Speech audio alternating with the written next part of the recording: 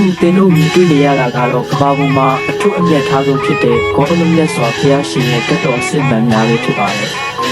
ဒီတက်တော်တွေကိုအနိကပူးမြော်ခွင့်ရဖို့ဆိုတာတကယ်ကိုပါရမီထူးထူးယူမှရရှိနိုင်တဲ့အခွင့်အရေးတစ်ခုပါ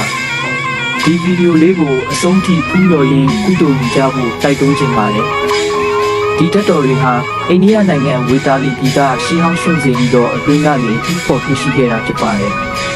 ဒါဟာတမိုင်းဝင်အထောက်အထားများအရမြတ်စွာဘုရားရှင်ရဲ့တက်တော်အစစ်မှန်ကြီးဖြစ်ကြောင်းအခိုင်အမာတည်ပြုထားတာပါအခုဆိုရင်အိန္ဒိယနိုင်ငံဘီဟာပြည်နယ်ကအထင်းဘတ်ပိမှန်ကြီးထဲမှာအထူးတလဲဂိမ်းဝတ်ဆံပဲတော်မူထားတာဖြစ်ပါတယ်ရွှေရောင်တောက်ပတဲ့ပလင်းလိုပေါ်မှာဖန်အုပ်ဆောင်တဲ့ဂိမ်းဝတ်တော်မူနေတဲ့တက်တော်တွေကိုကြည့်ရင်ဗုဒ္ဓဘာသာဝင်တို့ရဲ့တရားတရားဟာပုံမကြည်လင်လာစေပါတယ်